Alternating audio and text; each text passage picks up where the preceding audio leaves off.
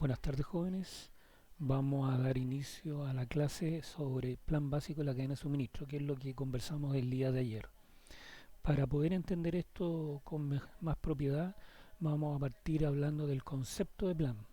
El plan no es más que un pronóstico de lo que queremos hacia futuro. O sea, y para eso tenemos que basarnos en ciertos supuestos recogidos con información. O sea, si yo tomo un caso doméstico como es la lluvia, para poder pronosticar si mañana va a llover, yo tengo que tener elementos de juicios. Y esos son los supuestos. Pero esos supuestos no nacen de la nada. Muchas veces son supuestos que son recogidos con información. Pueden ser controlables, incontrolables o semicontrolables.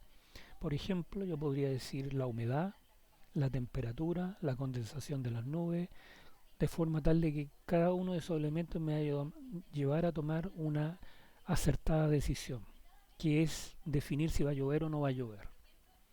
En el caso de la cadena de suministro o de una empresa es exactamente lo mismo. O sea, cuando yo estoy definiendo un plan para una cadena de suministro, yo tengo que tener los elementos de juicio con los cuales voy a poder decir si esta cadena la voy a hacer más eficiente o menos eficiente. Entonces, para poder definir, digamos, esos elementos de juicio, vamos a decir que el plan no es otra cosa que las actividades que son planificadas y controladas, ¿no es cierto?, para poder, digamos, establecer bajo las reglas de la empresa los niveles de servicio a que al cliente se le pretende dar.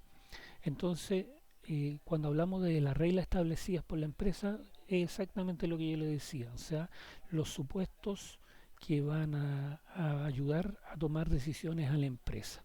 Y esos supuestos pueden ser controlables, incontrolables o semicontrolables. Eh, Luego, en lo que se refiere, digamos, al igual que cualquier plan, también un plan tiene metas y no es otra cosa que eh, es lo que deseamos o la traducimos muchas veces en las expectativas que queremos del plan.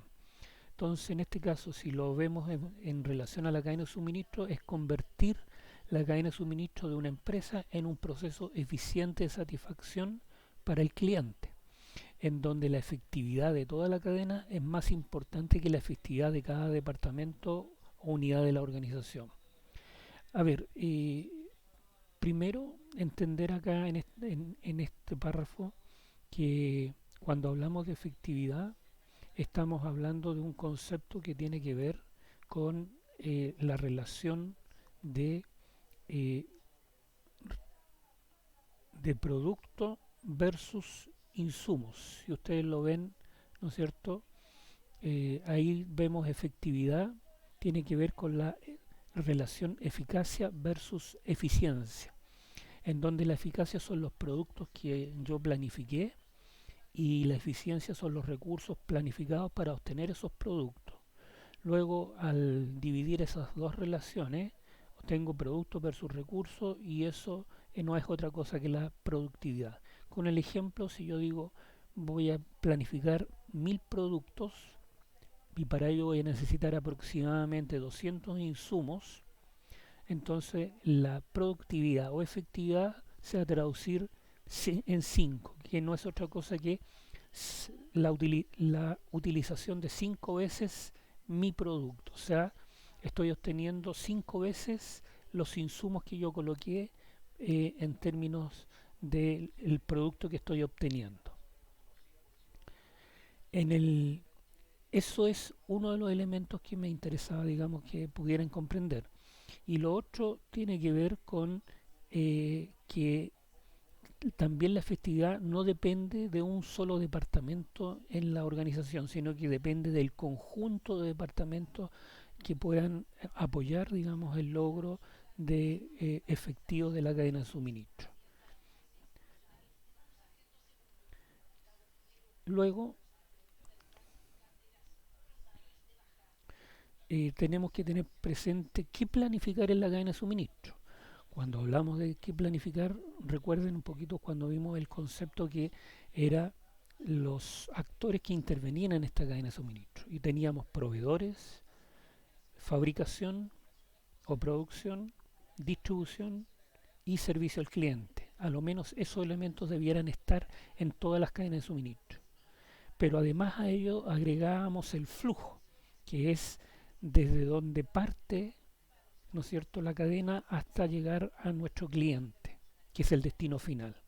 Entonces en ese flujo tenemos también otros procesos que intervienen como son la gestión de materiales y la gestión de inventario. Entonces, como primer elemento que tenemos que tener presente al planificar es cómo seleccionamos proveedores.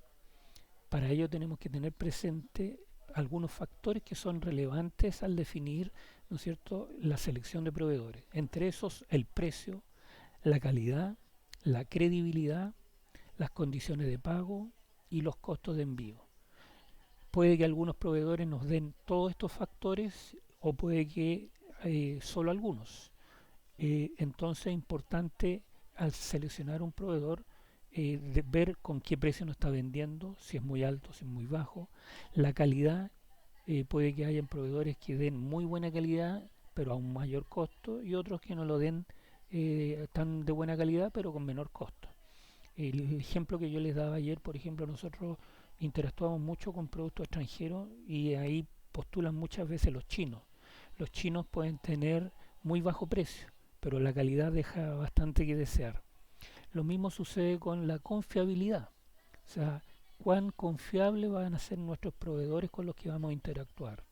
Entonces, también es importante definir esa situación en un plan para tener la certeza de que el proveedor que nos va a suministrar, especialmente si se trata de productos estratégicos, nos cumpla. Las condiciones de pago. Muchas veces las empresas no tienen la liquidez necesaria para poder solventar su capital de trabajo. Por lo tanto, tenemos que negociar con nuestros proveedores esas condiciones de pago. Y finalmente los costos de envío, que también tienen que ver, ¿no es cierto?, cómo lograr minimizar esos costos de envío para que hacer más eficiente nuestra cadena de suministro. O sea, por ejemplo, el transporte ahí juega un rol fundamental.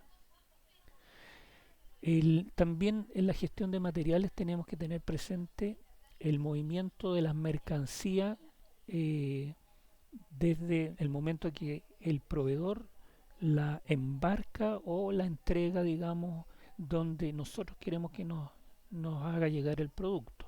Por lo tanto, ahí tenemos que tener presente si va a haber transporte, qué tipo de transporte y almacenes. Y a eso también hay que agregar el conjunto de actividades que hacen posible mover estas entradas hacia el proceso de producción o de transformación que posteriormente vamos a realizar en la producción.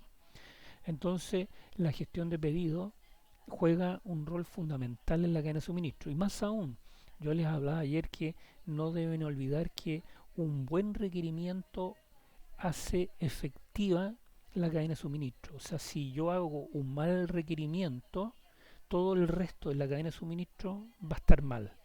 Por eso que nosotros muchas veces nos tomamos meses en definir un buen requerimiento para que el producto que nos va a entregar ese proveedor sea de acuerdo a las condiciones que nosotros necesitamos. Y algunos otros elementos que intervienen en la gestión de pedidos tiene que ver, por ejemplo, también el empaque. Recuerden que un buen empaque hace bonito y atractivo un producto.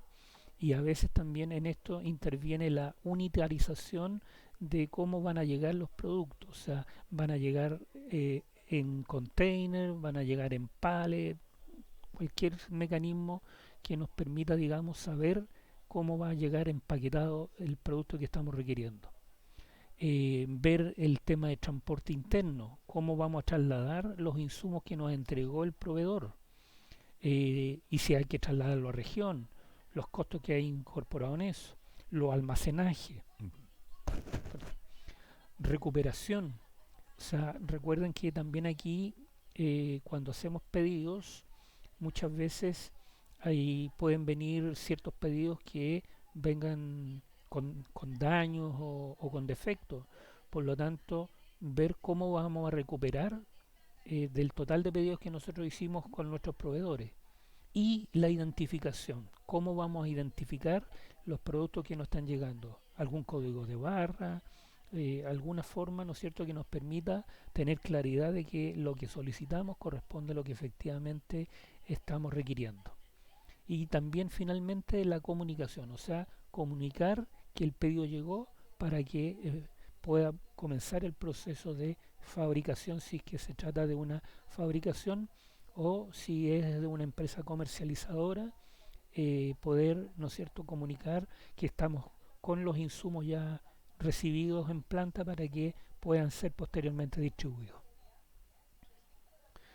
La gestión de inventario, otro flujo importante dentro de la cadena de suministro. Aquí hay que tener dos elementos en consideración. Eh, Tiene que ver con los stocks de los artículos que vamos a utilizar y el nivel de servicio. Ya se nos señalaba al principio, ¿no es cierto?, que el nivel de servicio muchas veces tiene que ver con un porcentaje o una probabilidad con el cual vamos a atender a nuestros clientes. Mientras más alta sea esta probabilidad o este nivel de servicio, mayor es el costo que nos significa en términos de almacenes, en términos de la gestión de inventario. Por lo tanto, ¿cuáles son las decisiones asociadas al inventario? Primero, ¿qué productos tener en los inventarios? Y eso va a depender de lo que vamos a vender a nuestros clientes, o sea, si es un producto fungible o no fungible, o sea, si se trata de bienes perecibles o no perecibles, por ejemplo, una mesa, una silla, o si se trata de productos como frutas, vegetales, carnes, etcétera. Entonces tienen distintos tratamientos, distintos tiempos, y eso hay que tenerlo presente en los inventarios. La segunda variable que hay que tener presente es la cantidad de los inventarios, y para eso nos basamos en una técnica que conocida como el ABC, en donde nos permite definir esta técnica la importancia de los inventarios. Y esa importancia puede estar dado por los costos, por los niveles de venta, por la importancia del producto, o sea, pueden haber un conjunto de variables que nos permitan determinar la importancia de los inventarios y por lo tanto la cantidad de inventarios que vamos a mantener.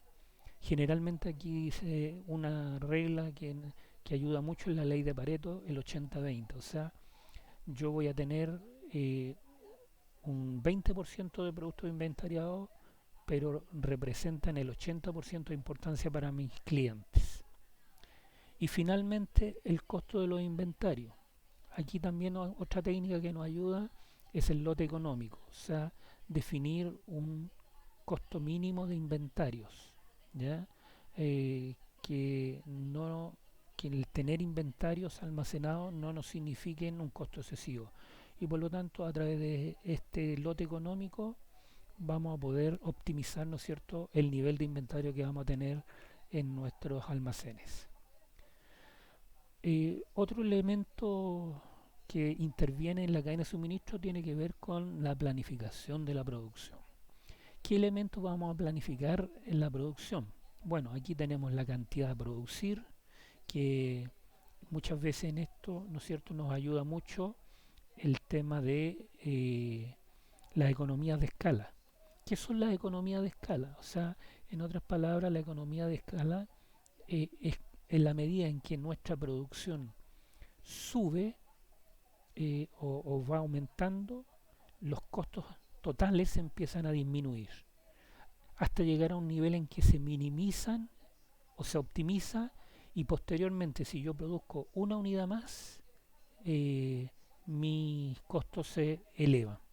Entonces, acá si lo vemos un poquito en esta presentación que yo hice, vemos, perdón, ahí tenemos la tabla que yo me había comprometido a mostrarles de cómo seleccionar un proveedor. Ahí tenemos ciertos factores, el peso de cada uno de esos factores, un puntaje asignado a cada proveedor y por lo tanto la ponderación de acuerdo al peso de cada factor y en base a eso yo determino el puntaje final que va a tener cada proveedor para poderlo seleccionar. que eso me había faltado respecto a la selección de proveedores. En relación a, vuelvo digamos a señalar en relación a lo que es economía de escala, eh, aquí, si me disculpan un minuto, quiero mostrarles una gráfica.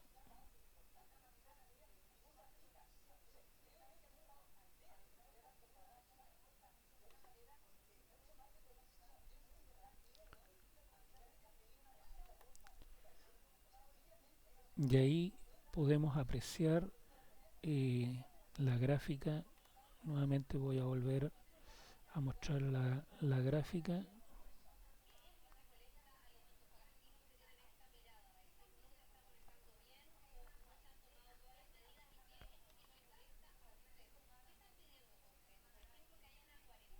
Ahí tenemos la gráfica de economía de escala.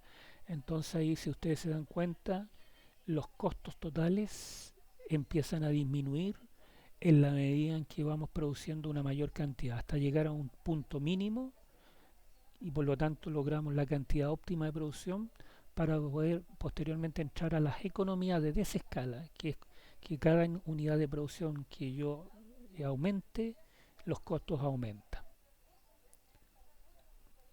Entonces volvamos a la presentación en donde estábamos, digamos, hablando de la planificación de la producción, que decíamos que la cantidad óptima a producir va a estar basada en lo que es la economía de escala. Otro elemento que hay que tener presente en la planificación de producción tiene que ver con la capacidad de plantas y equipos. También aquí, por más que uno quiera producir un nivel excesivo de unidades, si no tengo la capacidad de planta y de equipos necesarios, también eso se me va a hacer imposible. Y eso requiere inversión. Por lo tanto, yo antes de definir cuánto voy a producir, tengo que tener claro cuál va a ser mi capacidad de planta y mis capacidades de equipo. Hay técnicas para eso, que no me voy a meter por ahora en eso, pero es importante que lo tengan presente el momento de planificar. Posteriormente también tenemos que tener presente los costos de disponibilidad de mano de obra. También otro elemento importante es la planificación de la producción.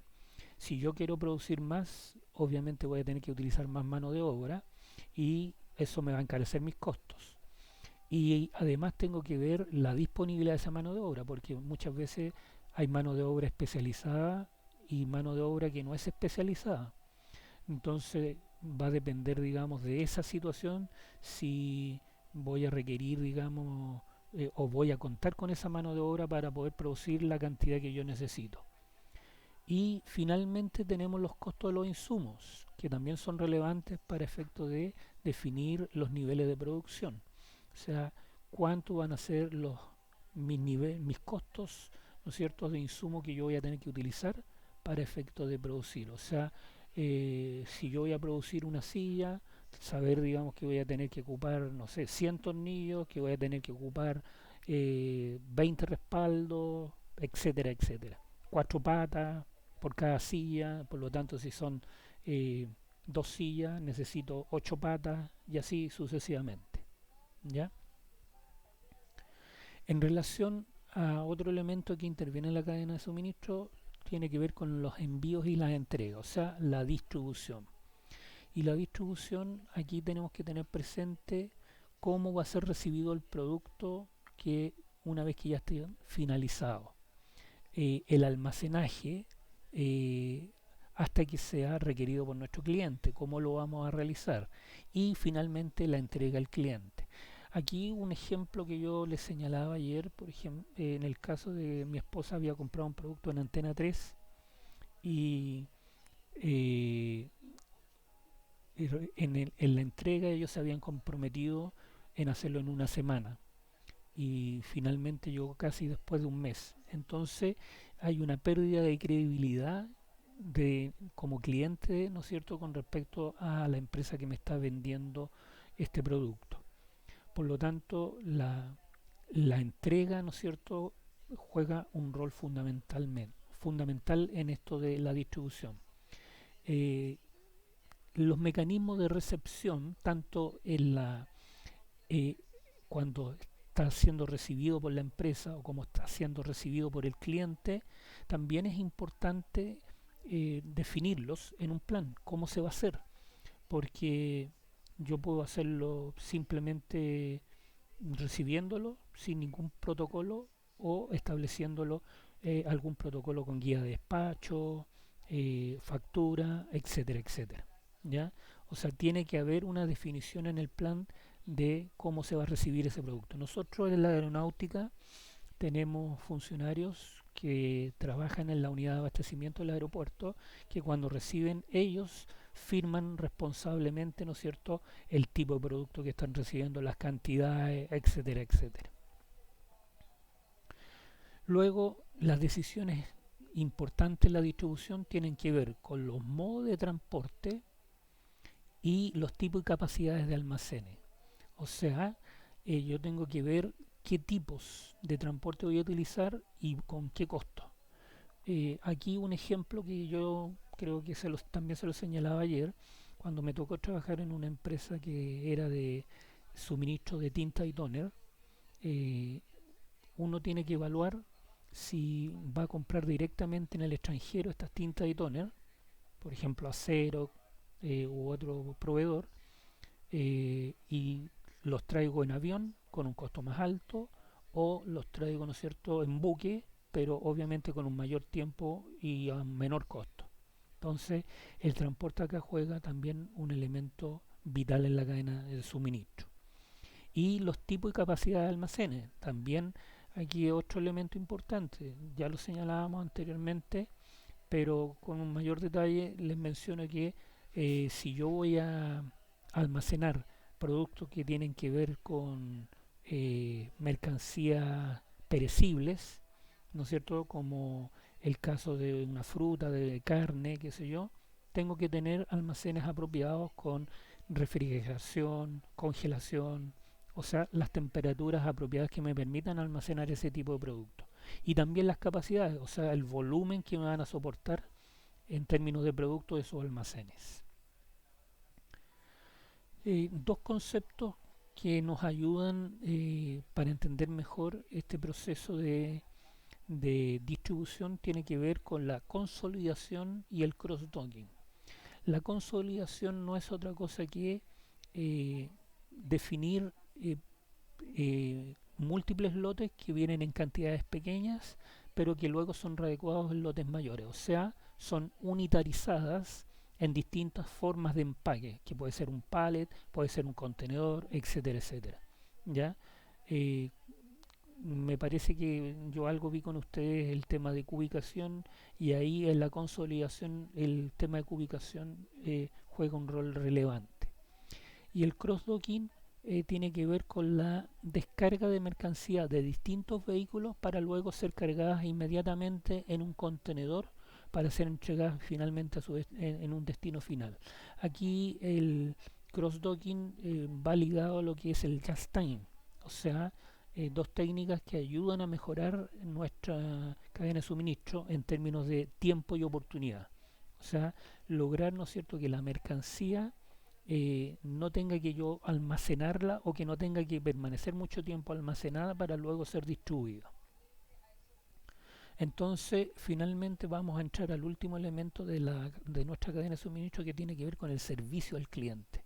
Y aquí hay dos elementos que también tenemos que eh, tener presente al momento de levantar un plan de la cadena de suministro: la identificación del tipo de cliente y los niveles de servicio. Nuevamente se repite el concepto niveles de servicio para que lo tengan claro. Eh, en la identificación del tipo de cliente tenemos que saber quiénes van a ser nuestros clientes, cuáles son las cosas importantes que conocemos sobre nuestros clientes, qué esperan nuestros clientes, qué quieren nuestros clientes. Entonces, para eso podemos basarnos en ciertas técnicas demográficas, socioeconómicas de nuestros clientes, de gusto o preferencia, ¿ya?, para poder definir finalmente y conocer con mayor propiedad a los clientes que estamos atendiendo. Y en relación a los niveles de servicio, tenemos que considerar si vamos a cumplir con las expectativas de esos clientes o si la sobrepasamos. Analizar cómo somos capaces de solventar los problemas que tienen nuestros clientes, o sea, cómo vamos a resolver los problemas que nos pueden presentar nuestros clientes en oportunidad y en las condiciones requeridas. Comparar nuestros niveles de servicio con lo que puedan dar nuestros competidores, o sea, el benchmarking. O sea, aquí muchas veces se hace espionaje, se comparte información para ver, ¿no es cierto?, cuáles son los niveles de servicio con que me está entregando un proveedor respecto o una empresa respecto a otra. Eh, Ver cómo y cuándo y de qué forma utilizamos la información del cliente. También nuestros clientes nos entregan, nos aportan información que nosotros podemos ir incorporando en nuestra base de datos, como las edades, la, los gustos y preferencias, ¿ya? Para eso muchas veces no es casual que nosotros recibamos encuestas que nos hacen nuestros clientes, o sea, perdón, nuestras empresas o proveedores de ciertos productos, ¿no es cierto? O llamados telefónicos. Todo eso va ayudando a recoger información por parte de la empresa para poder, ¿no es cierto?, determinar el tipo de cliente y con qué nivel de servicio va a entregarnos los servicios al cliente. Generalmente, y esto yo diría que ya como lo último, que las empresas tienden a agrupar a los clientes como un todo, o sea, no separan los tipos de clientes, aunque líder puede atender, ¿no es cierto?, a muchos clientes que necesiten mercancía, pero puede separarlos por nivel socioeconómico, los puede separar por gusto o preferencia, ¿ya? Entonces, por eso, para mejorar la satisfacción de ese cliente es importante que esta empresa pueda determinar los distintos niveles de necesidad y distintos niveles de preferencia de nuestros clientes. Con esto quiero haber y espero haber reforzado en parte, ¿no es cierto?, la, eh, la presentación que yo le hice ayer y que hoy va a quedar reforzada con este video. Bueno, agradeciéndole nomás, jóvenes, nos estamos viendo en una próxima clase.